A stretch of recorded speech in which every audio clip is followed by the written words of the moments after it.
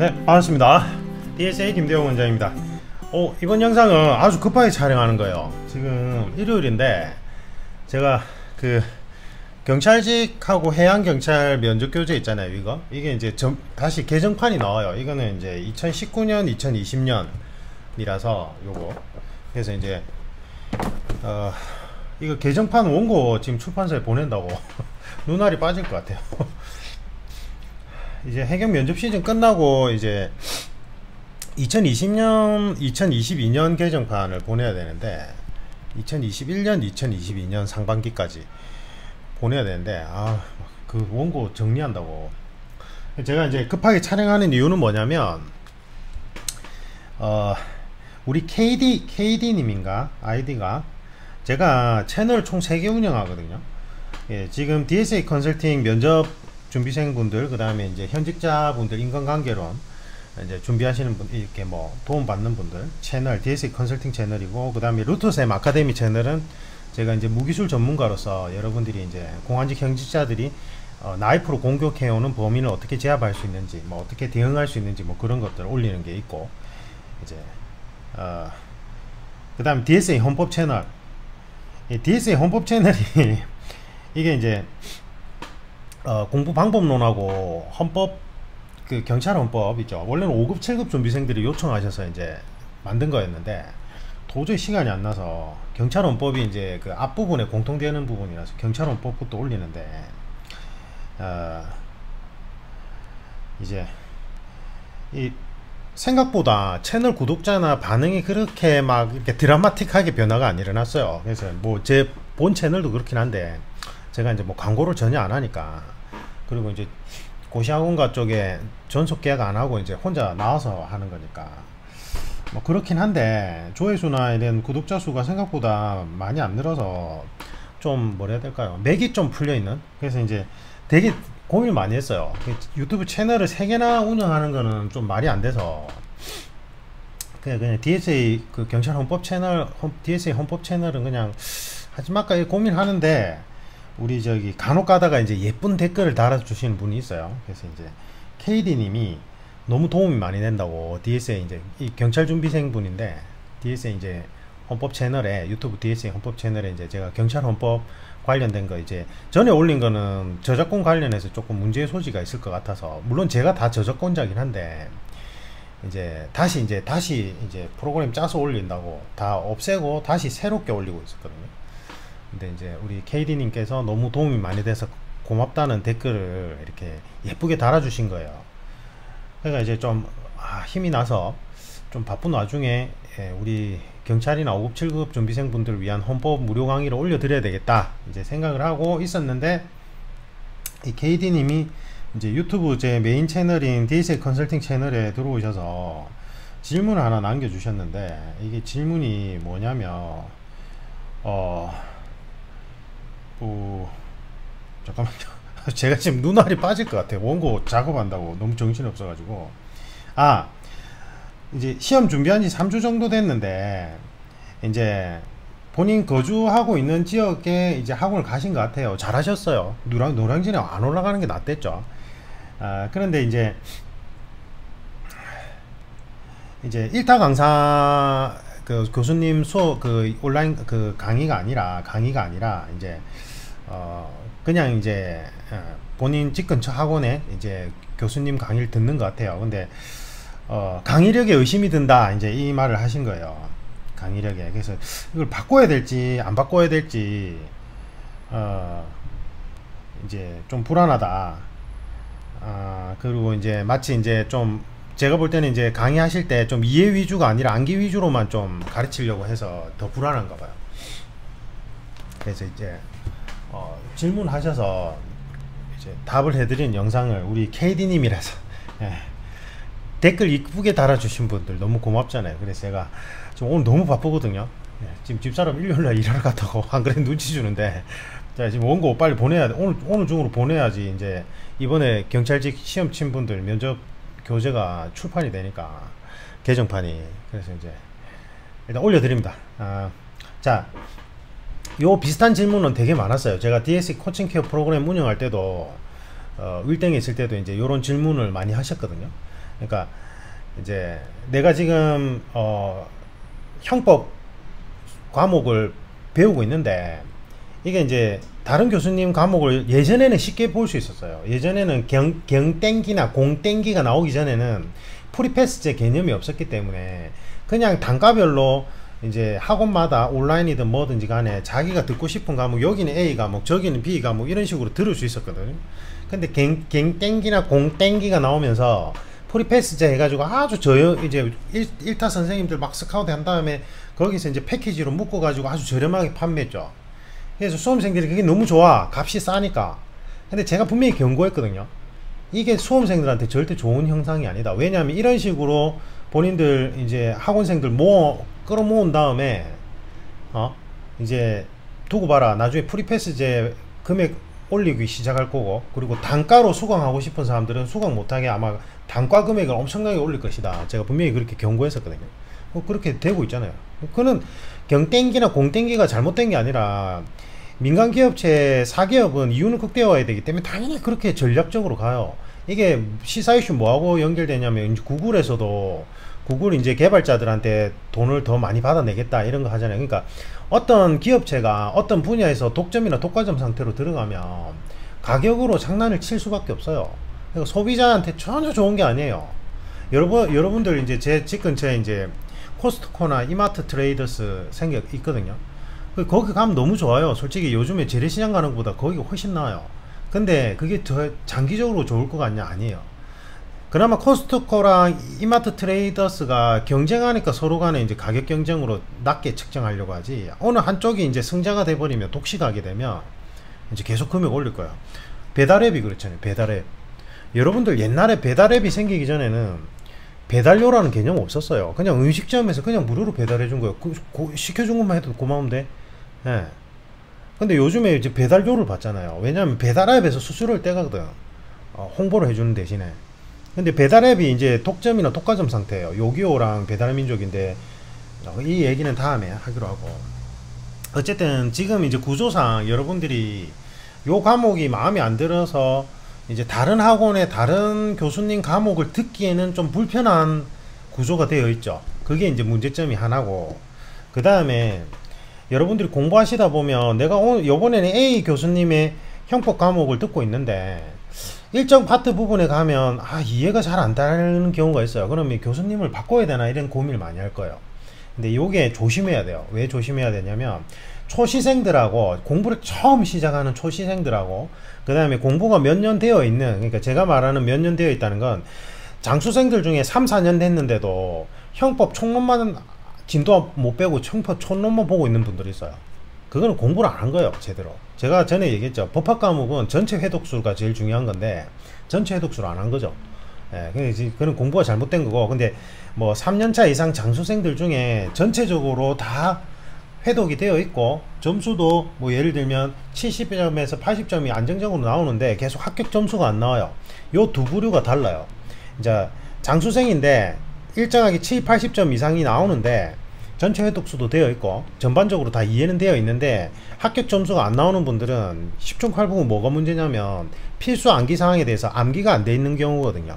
이런 경우에는 과감하게 암기 정리 잘 해주는, 그러니까 암기하기 쉽게 요약 정리 잘 해주는 교수님으로 갈아탈 필요는 있어요. 진짜로. 그때는 그 다른 교수님 걸로 갈아타도 돼요. 그러면 초시생들은 제가 분명히 필기 과목 교수님들 학원가에서 개설되는 분들은 다 실력이 검증된 분이랬죠. 아무나 강의 개설 못해요. 물론 이제 뭐 좀 작은 도시의 학원에는 뭐 아닐 수도 있을지 모르겠는데, 일단 대도시에 있는 뭐 경찰이나 공무원 학원에서 오프라인 수업을 할 수 있다는 건 다 검증된 거예요. 학원에서 아무나 강의를 안 맡겨요. 진짜로. 저도 7급 헌법도 그랬고 면접 강의 총괄도 그렇고 다 다각적으로 인터뷰도 하고 어떻게 가르치는지도 세심하게 체크하고 다 해요. 그러니까 일단 실력을 의심하면 안 돼요. 근데 이제 선생님 강의하시는 게 좀 믿음이 안 가요, 이런 거는 수험생들이 언제 느끼냐면 이제 뭔가 확실하게 이해를 시켜주지 않고 약간 좀 두리뭉실하게 넘어가는 느낌이 들 때 하나, 그 다음에 이제 기초적인 개념이 숙지가 안 돼 있다는 느낌이 들 때 하나 이런 건데, 사실은 초시생들은 이걸 구별할 수가 없어요. 그게 무슨 말이냐면, 초시생들은 제가 이제 그 DSA 헌법 채널에 보시면 법학 과목 공부 방법론 해가지고 공식 공무원 경찰 법학 과목 공부 방법론 해가 올린 게 있어요. 경찰 공무원분들, 경찰 공무원분들 건가? 하여튼 어쨌든 법학 과목 공부 방법론 올린 게 있는데 그걸 꼭 보세요. 제가 더보기에 링크를 걸어 드릴게요. 거기서 보면 알 수 있듯이 법학 과목이란 건 민법하고 형사법이 유기적으로 다 연결되어 있고 톱니바퀴처럼 다 연결되어 있어. 그 다음에 같은 과목 안에서도 총론하고 강론이 유기적으로 연결되어 있기 때문에 전체 회독수가 중요하거든요. 근데 초시생들은 지금 전체 회독이 안 돼 있는 상태에서 들어가잖아요. 들어가면 어떤 필기 과목 선생님이 가르치든지 다 어려워요. 다 무슨 말인지 몰라요. 그건 지극히 당연한 거예요. 그러면 여러분들이 전혀 생소한 과목을 이제 처음 배우는데 지금 저 선생님이 잘 가르치는 건지 저 선생님이 잘 가르치는지 알 수가 없어요. 여러분들 실력에서는 전혀 몰라요. 전혀. 장수생들은 알 수 있을지 모르겠는데 전혀 몰라요.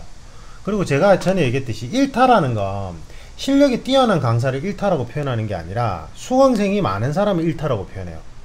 제가 학원 관계자들 있죠. 이제 윌땡이나 이런 경땡기나 이런 학원 관계자들하고 원장님들하고 이제 예전에 총괄할 때 얘기를 해보면 우리끼리는 알아요. 누가 실력이 더 뛰어난지. 우리 선생들끼리는. 근데 실력이 뛰어난 분이 수강생이 더 많은 건 절대 아니에요. 진짜로. 저 같은 경우는 보세요. 저는 사실은 면접 프로세스 개발하고 면접 강사들 양성하고 이런 포지션인데 수험생들은 잘 모르잖아요. 왜냐하면 광고 지원이 제대로 안 됐거든요. 그리고 수험생들은 자극적인 타이틀에 더 눈이 가잖아요. 경찰서장님이 면접을 가르친다고 뭐 이렇게 가는 거잖아요. 무슨 말인지 이해가시죠? 근데 저는 그런 출신자분들을 가르친단 말이에요. 예, 면접 강의할 때 저한테 가르쳐 달라고 요청하고 이래요. 그러니까 우리끼리 알고 있는 진짜 실력자랑 수험생들이 이제 느끼는 실력자가 달라요. 그러니까 수험생들은 그러니까 우리끼리 무슨 말을 하냐면 수강생이 몰리는 쪽에 선생님이 일타가 되는 거예요. 근데 수강생들이 어떻게 몰리냐? 아까 얘기했듯이 자극적인 타이틀, 뭐 경찰대 출신이야? 뭐 변호사 출신이야? 이런 자극적인 타이틀에 일단 먼저 끌리는 거고, 그 다음 두 번째는 실력이 아니라 언어 전달에 있어서 좀 더 보편적인 언어를 쓰는 사람들이 수강생들이 더 많아요. 예를 들면 백종원 씨 요리가 막 그 진짜 실력 있는 셰프 요리만큼 막 요리가 뛰어나다고는 생각 안 해요. 사람들이 보통. 대신에 백종원 씨 요리는 누가 먹어도 이 정도는 맛있다 라고 보편성을 가지고 있는 거죠. 그걸 대중성이라고 하잖아요. 맞죠? 근데 진짜 유명한 셰프가 있다고 칩시다. 그 사이 셰프의 요리 먹으면 입안에 살살 녹겠죠. 근데 그 셰프의 요리는 대중성을 확보할 수는 없어요. 그러니까 백종원 씨가 그러한 인류 셰프보다 요리 실력이 뛰어나다고는 얘기 못해요. 근데 대중성이 있는 요리 전문가죠. 예, 그 개념이라고 생각하시면 돼요. 그러니까 1타가 정말 그 과목에 있어서 실력자라고 말할 수는 없어요. 대중성을 확보한 거지. 예, 아니면 자극적인 타이틀이 있거나 뭐 행정고시 합격자 출신이야? 사법고시 합격자의 변호사 출신이야? 뭐 이런 자극적으로 끌린다는 거죠. 됐죠? 그리고 사실은 백종원 씨도 그 소유진 씨인가? 그 연예인 와이프랑 결혼하기 전에는 방송 매스컴에 안 나와서 그렇게 인지도가 막 높진 않았어요. 근데 방송에 자꾸 나오고 방송에서 인지도가 높아지니까 유명해지고 그리고 음식이 맛있다고 느껴지는 것도 있단 말이에요. 그게 집단 체면처럼. 그렇다고 맛이 없다는 게 아니라, 그러니까 그러한 요소들이 작용을 해요. 일단은. 그러니까 전 좀 답답한 게 수험생들이 자기 지역 학원에 있는 교수님들은 실력이 별꼴일 거야, 그 다음에 노량진에 있는 선생님들은 실력이 최고일 거야, 이렇게 착각을 안 했으면 좋겠어요. 그건 절대 아니에요. 그리고 아까도 얘기했듯이 초시생들은 누가 실력이 더 뛰어난지 아닌지 알 수가 없어요. 기본적으로. 왜냐면 이 과목에 대해서 이해가 전혀 안 돼 있기 때문에. 그래서 이제 과목에 있어서 담당 교수님을 바꿀 때는 되게 신중하게 해야 돼요. 왜 제가 그러냐면, 이제 내가 예를 들면 경찰 헌법을 공부를 했어. 그러니까 예를 들면 7급으로 칩시다. 7급 수험생 6, 9, 뭐 행정법 칩시다. 행정법이 좀 어렵거든. 처음에 9급 준비생들이 행정법 처음 배울 때 무슨 말인지 몰라. 비법대생들은. 그러니까 어려워요. 어려우니까 처음에 A 교수님 저 교수가 실력이 없어서 그런가 봐 해가 B 교수로 갈아탔어. 그래도 모르겠어. C 교수로 갈아탔어. 그래도 모르겠어. 돈은 동대로 자꾸 낭비하고 전체 회독은 안 되고 계속 앞부분만 깔짝깔짝 하는 거예요. 그렇게 될 여지가 커요. 그래서 제가 뭐라고 얘기하냐면, 일단 샘플 강의를 각 교과목마다 샘플 강의를 전부 다 한번 들어보고, 샘플 강의에서 말씀하시는 게 귀에 쏙쏙 잘 들어오면, 뭐 무슨 내용이든지 간에 귀에 잘 들어오면 일단은 그 선생님을 믿고 전체 회독으로 기본서까지는 1, 2회독 기본서 이론 강의까지는 다 들어보라고 해요. 다 들어보라고 하고, 그 다음에 기본서 과목 선생님을 문제풀이 강의까지 연결해야 되냐, 그거는 또 다른 문제예요. 무슨 말이냐면 필기 과목 선생님들 중에 보면 기본 이론 설명은 엄청나게 잘하는데 문제풀이를 설명을 잘 못하는 분도 꽤 많아요. 그리고 기본 이론 강의 설명은 잘 못하는데 문제풀이 때 앞에 기초 이론 내용을 차분히 설명하면서 귀에 쏙쏙 들어오게 문제풀이를 잘해주는 선생님도 있어요. 이 두 개가 좀 약간 별개예요. 그래서 그때는 문제풀이는 나는 다른 교수님 걸 들어야지 해도 상관은 없어요. 사실은 그렇게는 상관없는데, 일단 기본 이론 강의를 들을 때는 가급적이면 초시생들은 선생님을 안 바꾸는 게 좋아요. 일단 중간에 듣다가 잘 이해가 안 가는 건 내가 실력이 없다는 전제로 일단 그대로 우직하게 밀고 나가는 게 더 좋아요. 그래서 아무리 못 가르치는 선생님이라 할지라도 법학은 전체 회독수로 1회독, 2회독이 반복될수록 톱니바퀴처럼 맞춰지기 때문에 여러분들이 이해도가 올라가요. 그래서 이해도가 올라간 상황에서 다시 그 교수님 강의를 들었는데, 이러한 A, B 내용에 있어서 설명이 다른 교수님에 비해서 좀 설명 능력이 약간 부족한 것 같아 하면 그땐 갈아타도 된단 말이에요. 근데 초시생이 처음에 시작하는데 처음에 막힌다고 해서 계속 이 선생님 저 선생님 갈아타면 아까처럼 그런 악순환이 반복돼요. 그래서 그건 조심하셔야 돼요. 알겠죠? 그래서 추천 안 합니다. 저는 그렇게 바꾸는 거에 대해서는. 그리고 지금은 프리패스제라서 바꾸기도 힘들잖아요. 그죠? 그래서 최소한 기본 이론 강의를 이제 한 2, 3회독 하면서 전체 회독수를 2, 3회독 할 때까지는 내가 처음에 정한 그 교수님을 믿고 쭉 따라가는 게 좋아요. 그리고 뭐 수업 중간중간에 뭐 좀 불편한 이야기를 한다, 이상한 이야기를 한다 이러면 그때 문제풀이 때 다른 교수님으로 갈아타도 된단 말이에요. 예전에 그런 분들이 있었어요. 막 수업 시간에 말도 안 되는 이상한 여성 비하 막 농담하고 뭐 욕설 비슷하게 농담하고 뭐 이런 분들이 있어요. 그러니까 나하고 언어 패턴이 잘 안 맞는 거지. 그러면 그땐 갈아타도 되는데 최소한 기본 이론 강의까지는 끝내고 문제풀이 때 갈아타세요. 그게 나아요. 그 다음에 장수생분들은 이게 매너리즘에 빠진 상태이기 때문에 반드시 필기 과목 선생님을 다른 분으로 바꿔서 처음부터 차분하게 다시 한번 기본 이론 강의, 문제풀이 강의를 회독해 보는 게 중요해요. 왜냐하면 그렇게 교수님 걸 바꿔서 이제 진행하다 보면 필수 개념을 보통 암기를 정확하게 안 해서 점수가 안 나오는 경우가 많거든요. 그러니까 장수생들은 어려운 건 맞추고 쉬운 건 틀려요. 보통 보면 제가 시험지를 분석해 보면.